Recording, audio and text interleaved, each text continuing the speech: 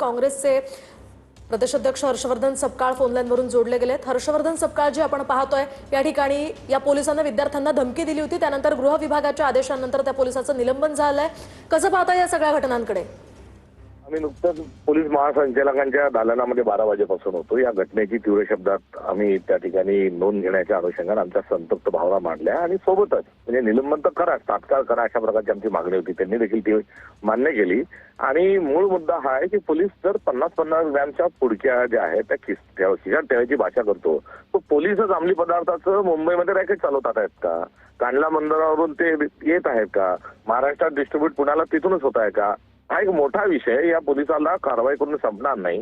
जर पोलीस असं सांगतोय याचा अर्थ एक रॅकेट हे जे आहे हे पोलिसांच्या घरी चालवलं जात आहे। याची चौकशी झाली पाहिजे आणि ही चौकशी थेट हायकोर्टाच्या जजच्या देखरेखीमध्ये झाली पाहिजे।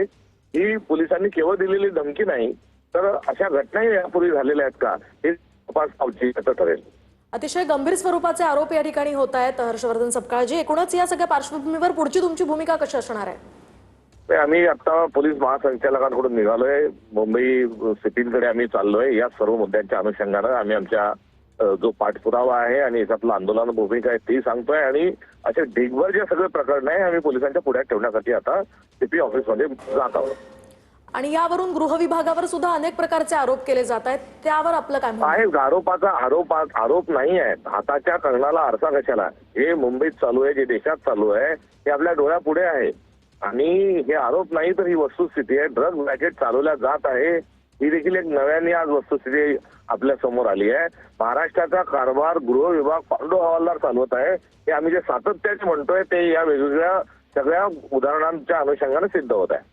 आणि काँग्रेस या सगळ्या पार्श्वभूमीवर नेमकी कशी भूमिका घेणार आहे? काय पुढचे पाऊल? आम्ही आंदोलनात्मक आमची भूमिका आहे। आम्ही सगळ्या विद्यार्थ्यांच्या पाठीशी आहोत। एकीकडे आमचे आंदोलन सुरू आहे तर दुसरीकडे आज या सर्व विद्यार्थ्यांना सर्व तरुणांना मदत व्हावी यासाठी हेल्पलाईन देखील आमची ऍक्टिव्ह केलेली आहे। आम्ही वकिलांची टीम आमच्या सोबत आहे आणि या वकिलांच्या टीमकडून सगळ्यांना लिगल एड दिल्या जात आहे।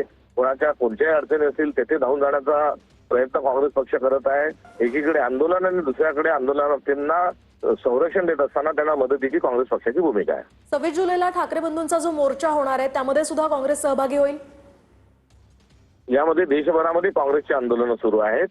जे आंदोलन करतात आहे त्यांचं देखील स्वागत आहे, त्यांना देखील आमचा कुठे पाठिंबाच आहे। कारण हा पक्ष किंवा विविध संघटनांचा नसून एका स्पेसिफिक मुद्द्यांच्या अनुषंगाने हे सगळे आंदोलन आणि मोर्चे होत आहेत। भूमिका सर्वांची जी आहे ती स्पष्ट आहे। जी काँग्रेसची भूमिका आहे ती इतरांची भूमिका आहे, त्यामुळे त्यांचा आम्हाला पाठिंबा राहील। राहिला महाविकास आघाडी म्हणून आमची उद्या एक समन्वयाच्या अनुषंगाने चर्चा आहे आणि त्या चर्चेतून महाविकास आघाडी इंडिया अलायन्स म्हणून महाराष्ट्रात आंदोलन पुढे कसं न्यायचं या संदर्भात आम्ही एकत्र बसणार आहोत। नक्कीच धन्यवाद हर्षवर्धन सपकाळजी दिलेल्या या प्रतिक्रियेसाठी। आपण पाहतोय विविध मुद्द्यांवर त्यांनी टीव्ही 9 मराठीशी संवाद साधलाय।